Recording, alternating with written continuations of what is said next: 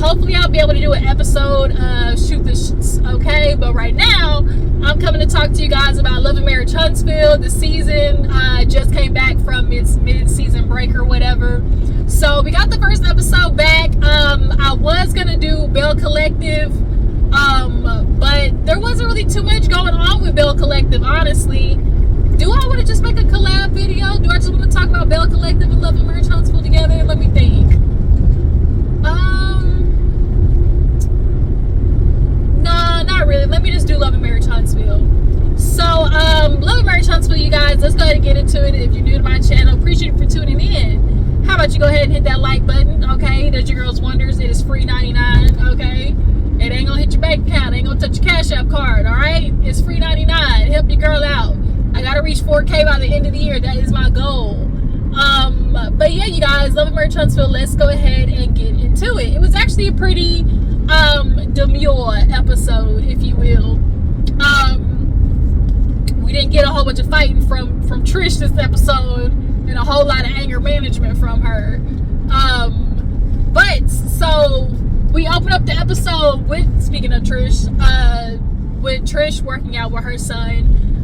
You know, obviously with her being, you know, a gym goer, a trainer or whatever, it's not completely out the blue that she could be possibly training her son. But after they were working out, she decided to use this as a moment to, you know, check in with him. She was just like, you know, what's going on with you? I know a lot of times you don't get asked how you're feeling, and even when you get asked how you're feeling, you might not tell the truth because, you know, I'm the same way. You know, Trish will be like, say like, I'm fine, even though I know I'm not, right? And that's something that, you know, last season definitely was discussed, especially when it came to how she and Ken interact. It's like, Trish, you're displaying these behaviors that your kids are going to pick up on that are not healthy for relationships. And for Tricia, it is not communicating. And that's something that she admitted herself. She does not know how to communicate. And so the son basically was like, you know, I don't like seeing all the fighting and the name calling. And it's got nothing to do with either side. It's got to do, like, I don't like when you get called names. I don't like when my dad gets called names. And then he's like, it's, you know, and just kind of like then he kind of low-key snitched on Tricia, and he's like, you know, it's just more than you and dad. Like, the fighting with him, like, you know, you and Ken are fighting more. And, you know, Tricia just kind of like listening, taking everything in. And then the son, he mentioned, he's like, you know, I am very, you know, appreciative of Ken and all the stuff that he does and everything that he has done for us. So, you know, I just don't want, you know, I just don't want to see you in this situation with y'all fighting because it does affect me. And he was like, I don't want to say like depressed, but you know, he sounds like, he's like, I don't necessarily want to use the word depressed, but that's what it is. It's like when you're young, you don't know the word. All you know is just, you just feel sad, and like, not sad in a way of like, oh, you're sad, but like it's an unexplainable type of sad where it's just almost like just a loss of, I don't know, internalness. But you know, Tricia checks in and was just kind of like, you know, I'm really sorry that this is how you're feeling, you know. I definitely don't want you taking on all of that stuff. And Tricia finally is like realizing to herself, like, oh snap, you know, the stuff that is going on with me. I think as parents, it's easy to convince yourselves when you don't have children who are just like outwardly acting out.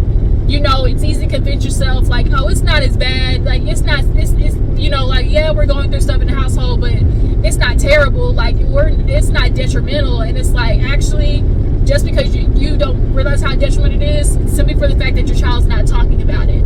You know, when you, it's almost even more scarier to have a child not act out when there are big things that happen in their life, you know? Because at least when the child is acting out, you can see them in a way like trying to regulate their emotions. But just to completely shut down and be quiet, and what we're seeing with the son is very sad to see. But you know, Trish finally is taking a note of it, right? So Nell and Chris, they're over there at the little daycare or whatever. Lance is coming by. Y'all know Lance got his little none except mine, you know. But he's like Lance had to say, like, mama, you ain't paying, these other people paying, okay? So Lance is over there, and oh no, was that over there? What was that first? It don't matter. Martell swings by over there by the daycare, right? And Martell, you know, basically lets Chris and Nell know that him and Marsau had a little talky talk, right? They had a little ponderosa, and Martell couldn't help himself. He was like, yeah, you know, finally this time Marsau, he couldn't out-talk me like I out-talked him this time. And Chris was like, oh, he was like, yeah. He was like, basically, you know, at the end of the conversation, you know, he wanted to be all pretty, smoking a cigar in my face and stuff like that. And Chris and Nell was just laughing, and he was just like, yeah, you know, basically we got to the point of like, I won't talk about you and you won't talk about me, basically. And so Chris was like, well, you know, how does that, you know, transfer to Tisha and Ariane? Because, you know, they still be having their issues, and we know Ariane, she love a good, you know, social media, you know, blowout, crash out. So how is that going to, you know, interact with them? And Martell basically was just like, look, you know, hopefully with me and Marsau being good, if the girls do get it, and we can still find a way to, you know, mediate everything, because at least both of us are on a better foot. After the whole Marsau talk and him basically explaining that, you know, they're on truce right now, truce grounds, Chris of course feels like, yeah, we gonna see how long this shit lasts, right? Destiny, I think, becomes a part of the conversation. Nell was explaining to Chris about Nell and Twan. Was that in that scene? I don't think it was. No, it was in the next scene. Nell and Chris were at the house just cleaning stuff up or whatever, and Nell fills Chris in on, you know, Destiny and Lance and Twan or whatever. She was like, yeah, I was at the gym, and Twan basically was like admitting that Destiny might be interested in him or whatever. And so Chris was like, Twan, like our godson, like Lance's god brother. And Nell was like, and so Chris was like, wow, okay. And she was like, exactly. She was like, but you know, Destiny, she a grown woman. And you know, Chris was like, well, what about Lance? Like, you know, and so she was like, well, Lance gave his blessing. He told Twan, you know, like, it's okay. And he would let them, you know, crack on. And so Chris was just like, right, like, okay, yeah, he's okay with it, right, okay. And so of course Nell, she has been determined to slut Destiny out. She tried to put miles on her pussy receipt real bad. And so Nell was basically like, you know, I don't know what Destiny's doing. Like, I don't know why she wanted to cheat. Now first it was Lance, now it's Twan. And you know, Chris starts asking like, well, do you think it could potentially be not retaliation, but in a way of her to be petty, you know? And Nell was thinking like, you know, maybe, possibly, you know, is she trying to get back at Lance because, you know, he didn't tell her about the baby? It could also be a thing of Destiny's feeling like, well, it wasn't something I considered before because I was trying to show, you know, Lance a level of respect, but clearly since he don't respect me, like, what the f am I holding back for? You know, like, I can see Destiny probably, you know, operating like that, you know. But Nell is gonna have a conversation with Destiny later on about it, right? So speaking of Destiny, Destiny has a conversation with Twan. She goes out, this heifer talking about, oh, I wanted to meet up with Twan. You know, it's a professional meeting because she was like, you know, I do want him to be my security because he was my security for my party. And, you know, he did a really good job. And she was talking to him at the table. She was like, yeah, you know, you did a really good job of protecting, you know, my body. And he was like, you know, I tried. You know, I tried. You know, I tried. And so she basically was like, yeah, you know, I just wanted to, you know, see if you would continue doing that or whatever. And she's like, you know, I just want to maintain a level of professionalism. And he was like, well, you know, I'm you know, I'm planning to do that. And then somehow, some way, it got brought up that, like, well, because Destiny was like, well, you know, Twan, I'm not gonna lie, she was like, it did get a little awkward because, you know, obviously I was with Lance, and then I found out that that's your god brother, you know. And Lance was like, yeah, you know, he is my god brother. And so she's like, yeah, Nell, she trying to come for me for it, you know. She now all of a sudden trying to smut me out. And then she already talking about, like, did we hook up? And he was like, yeah, did you talk to Ma? And she was like, you know, Ma, you know, like, I guess he calls Nell Ma. You know, we have people, you know, in the black community, Ma is whoever raised us, whoever, even if it was a second Ma, your cousin, your auntie, your granny, they Ma, okay? So for her being the godmother, it don't surprise me that, you know, he calls her Ma. But of course it's like awkward to Destiny because she's like, ugh, you know, she's like, ugh, even hearing it sound weird. So he was like, yeah, you talked to her or whatever. And she was like, yeah, you know, I did. He's like, well, yeah, she talked to me about it. You know, she definitely asked me if, I don't know if my camera can stop shaking, that'd be great. Hopefully when I watch this back, it's not shaking too much. Sorry, y'all, I'm on this highway and this bitch want to shake. So he was like, yeah, Ma asked me basically like if we had hooked up and, you know, how we been intimate. And she was like, this is crazy. Like, Nell definitely keeps trying to figure out what is going on in between these thighs of mine, you know? Sometimes my business ain't your business. Oh, okay. So don't be asking me that, what I'm doing.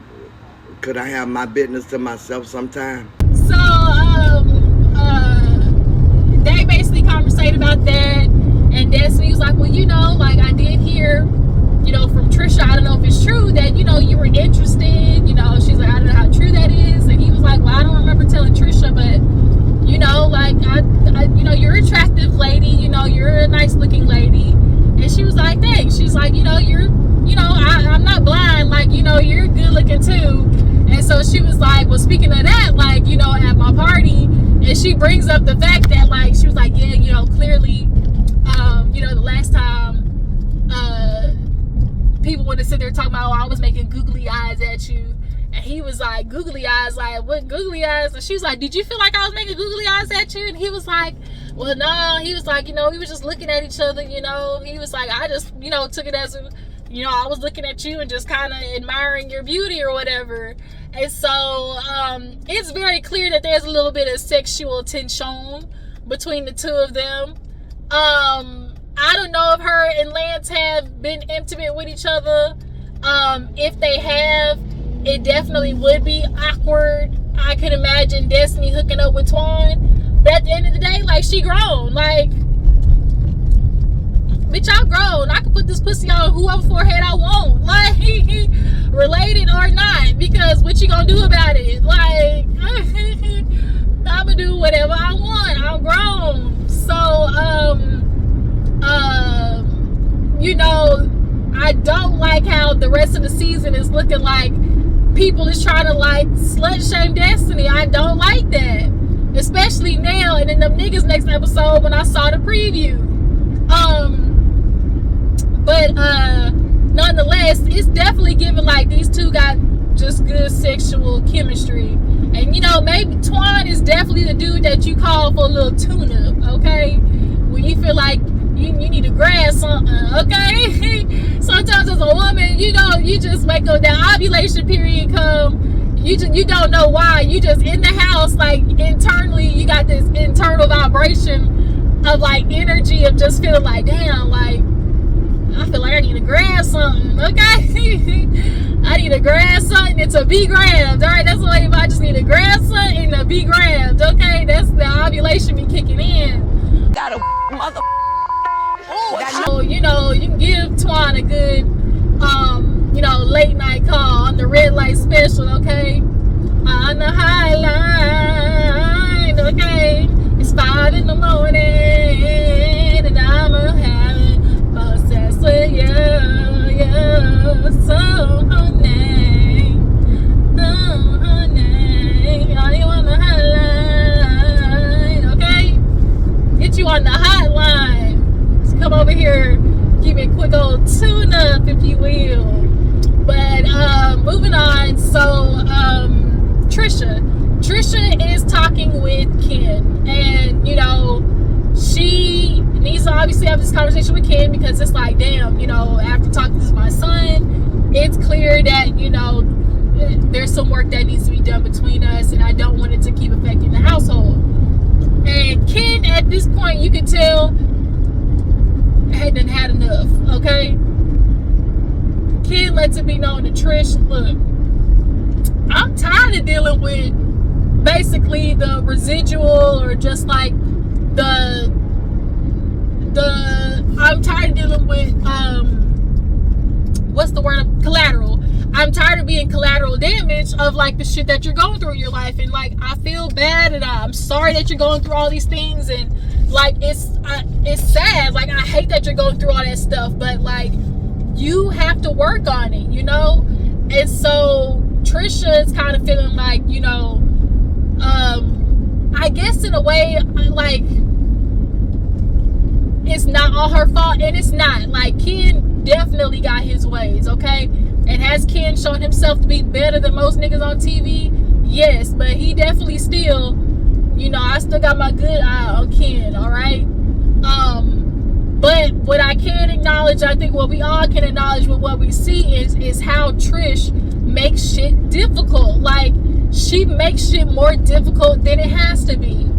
And not only that, it's a thing of like, you intentionally just don't be telling the whole truth and nothing but the truth, bitch. Like, you know, like, you be telling half lies, half truths, and then are confused when Ken is like upset by the way that you got him out here looking, you know. And then when you're in the house and Ken tries to bring it up to you, you know, we watched it last season. Well, I remember when Ken tried to bring that shit up to her, she was not trying to hear it. So Ken was like, look, I told you, you know, what was necessary. And he was like, look, like, we need to start with something that we can work on. And he brings up therapy. And Destiny brought up therapy to Trish last season. And she was like, well, what do you do? She's like, well, I go to the gym. And she was like, no, girl, like, she's like, well, what about actual therapy? And Trish was like, nah. Like, she don't want to do it. And I could tell immediately Trish did not want to go to therapy, because she just cannot fathom actually having to dig into the shit that's painful to her.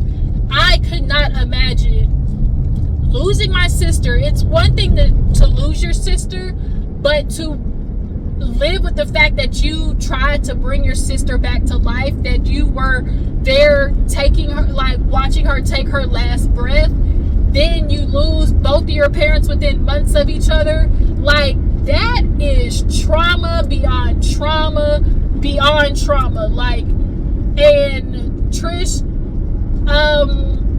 goes, and we see Dr. Francis. Bring Dr. Francis back, bitch. Okay, Dr. Francis. But Ken, you know, basically was like, you know, you need to go talk to somebody, you know. And he's like, I feel like I've been hella patient, Trish. Like, you know, this is something we've talked about. And he's like, if I don't see nothing in the next 6 months, because Trish asked him, she was like, well, do you want to be here? And he was like, I ain't gonna lie, I didn't. He was like, I was ready to fucking go, you know. And so, you know, Trish is gonna have to do a lot of soul searching in the aspect of, like, as Dr. Francis put it, like, opening herself up, right?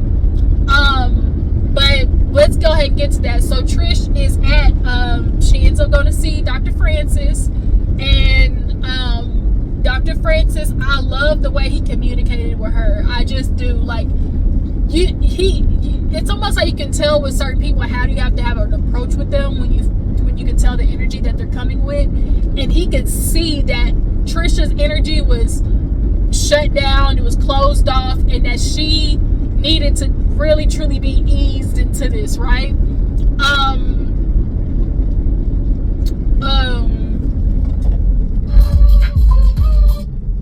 Sorry, y'all. Damn thing popped on. But Dr. Francis, you could tell, could recognize that this was very uncomfortable for Trish. So, he basically was like, how about you start, you tell me, he was like, you tell me, like, what's been the struggle for you, and she opens up about, she's like, I just feel angry, I just feel like I'm an angry soul. And he's like, there's a difference between being an angry person and being an angry soul, and he was like, when you have these issues, like, what do you do? And she's like, I go to the gym. He was like, okay, you work out. He was like, now when you work out, it's either two things happen. He's like, it's either you are,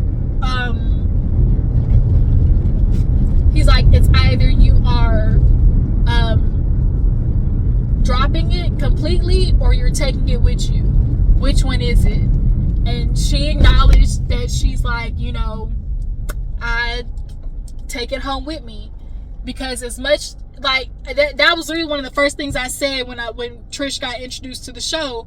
I was like, she keeps doing all this working out, but that ain't legit therapy. Like, you need to go talk to somebody. I had to jet across there. Like, I was like, Trish needs to go talk to somebody, because working out, as she said, she's like, I get my anger out in the gym. That's how she, tries to therapize. But as he said, like, that means absolutely nothing, because you work it out in a physical sense, that anger you release, the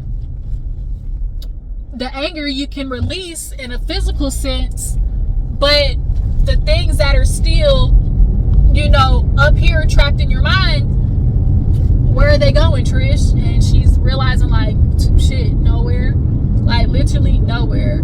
So, she, where do I need to turn? I need to turn right here. So, she kind of, like, has that realization, and motherfucker. Alright, come on, Geek Squad.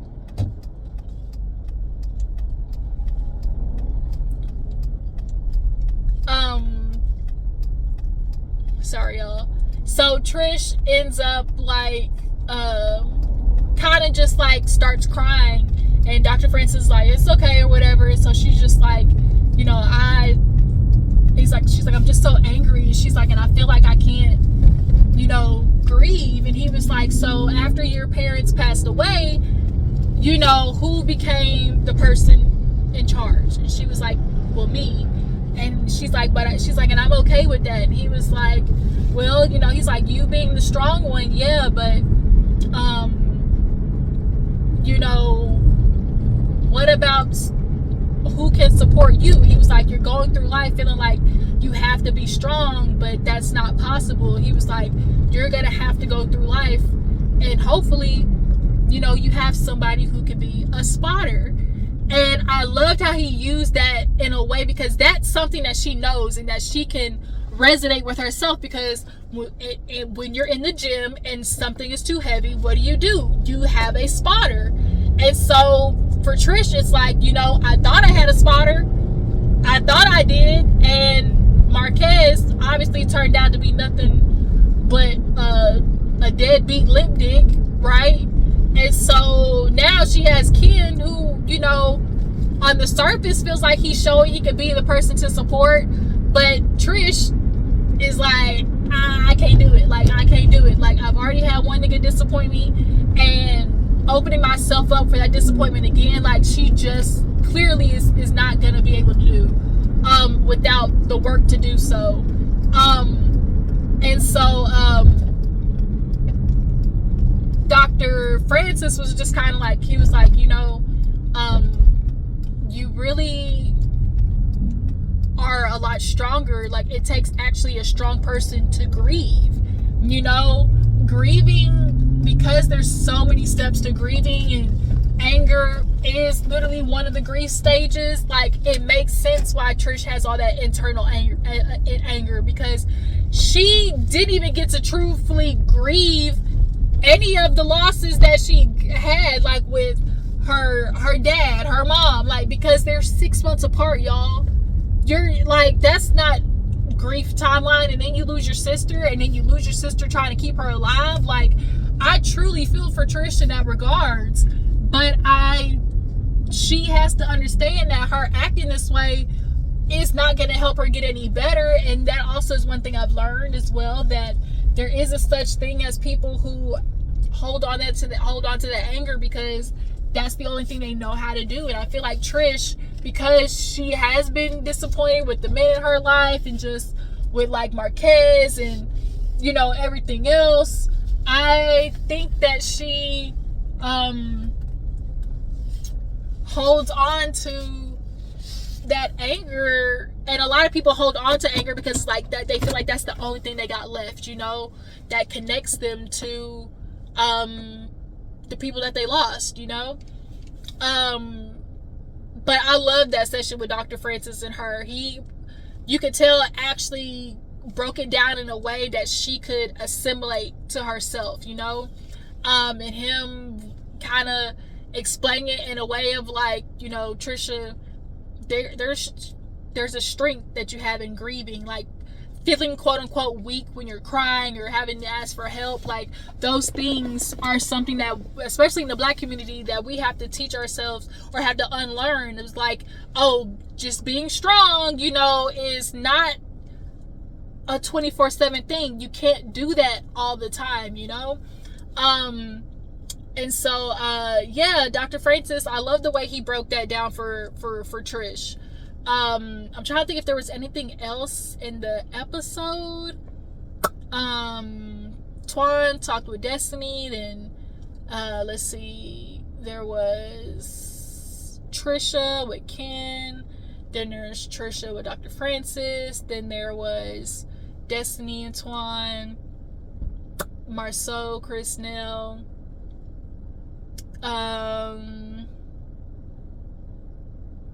I feel like that was it. Yeah, I feel like that was it, you guys. I only watched the episode literally like once and a half times. So if I miss anything, y'all drop down in the comments. Y'all tell me how you feel about the first episode. Bag, how do you guys feel about Tricia finally attending, you know, therapy? Do you guys feel like she'll actually stick through with it? Because I'm kind of feeling like, hell nah, she ain't finna do it, because she just has a hard problem taking accountability and wanting to let go of that anger. What do you guys feel about Destiny talking to Twan? Do y'all feel like she's out of line? Do y'all feel like Destiny's out of line for talking to Twan? And do you guys feel like she's doing it to be petty towards Lance? I don't know about that. Yeah, you guys, y'all drop in the comments to me how you feel about the episode and Trish and, you know, all the stuff I discussed. I will catch you guys in the next one. Deuces.